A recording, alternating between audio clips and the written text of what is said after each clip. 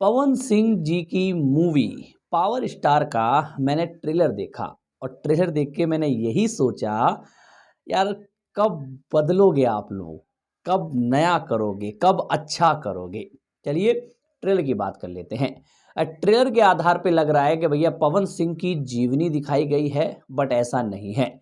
जिन लोगों को ये लग रहा है कि भैया पवन सिंह के कुछ ऐसे राज देखने को मिलेंगे फिल्म के अंदर, पवन सिंह की ज़िंदगी से कुछ देखने को मिलेगा इस मूवी के अंदर, तो ऐसा कुछ नहीं है। इस मूवी के अंदर हमें सिर्फ ये चीज़ दिखाई गई तो पवन सिंह की पावर स्टार मूवी के अंदर हमें ये देखने को मिलेगा कि भैया वो अपनी मूवीज़ में काम कैसे करते हैं, किसी मूवी के सेट पे कितने लेट जाते हैं, किसी मूवी के लिए कैसा काम करते हैं, वो देखने को मिलेगा। ना कि उनके जीवन के ऊपर आधारित है ये फिल्म। अगर जीवन के ऊपर आधारित होती तो कुछ पवन सिंह के ऐसे बहुत बड़े बड़े कंट्रोवर्शियल विवाद हो रखे हैं, जैसे अक्षरा सिंह, फिर उनकी पत्नी का, फिर ज्योति सिंह के साथ, तो वो उनमें से तो मुझे कुछ चीज़ दिखी ही नहीं फिल्म के अंदर। पवन सिंह की जीवनी का जो मेन किस्सा है अक्षरा सिंह वाला, फिर उनकी एक जो पत्नी थी जिन्होंने शायद पता नहीं क्या किया था, उनके बाद ज्योति सिंह वाला, तो ये तीनों जो टॉपिक है वो मूवी के अंदर देखने को तो नहीं मिले। और अगर ये तीनों टॉपिक मूवी के अंदर देखने को नहीं मिले तो मुझे नहीं लगता कि पवन सिंह की जीवनी है ये।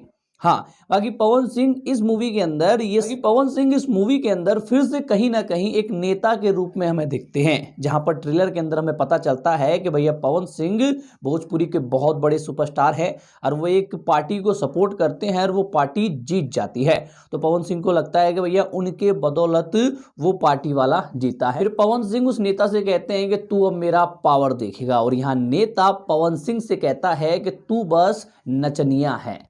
तो ये सुनने में थोड़ा तो बुरा लगता है यार। ट्रेलर की थोड़ी और आगे बात करें तो भैया ट्रेलर के अंदर कुछ अच्छे सीन देखने को मिले हैं, जैसे पवन सिंह का डायलॉग कि पावर आही से शुरू होला ही पे खत्म, कि हो से पावर ना मिलेला, सुनने में अच्छा लगता है क्योंकि ऑलरेडी हम इस डायलॉग को बहुत ज़्यादा सुन चुके हैं।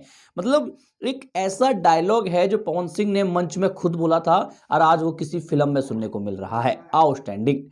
ट्रेलर के अंदर हमें एक गाना भी सुनने को मिलता है जो कि भाई लिख के ले लो, सुपर डुपर हिट होने वाला है जब भी ये गाना आएगा, क्योंकि गाने की लाइन ही कुछ ऐसी है। और ओवरऑल देखा जाए तो ट्रेलर अच्छा खासा है, बट मैं ये नहीं कहूँगा कि यार बहुत अलग फिल्म है, बहुत बेहतरीन फिल्म है, नहीं। जो पवन सिंह के फैन है वो इस फिल्म को सपोर्ट करेंगे, बट एक नॉर्मल ऑडियंस शायद इस फिल्म को सपोर्ट ना करे, क्योंकि उस लेवल की फिल्म नहीं है ये। पवन सिंह की जीवनी भी नहीं है ये कि हाँ भैया पवन सिंह की बायोपिक है, वो भी नहीं है।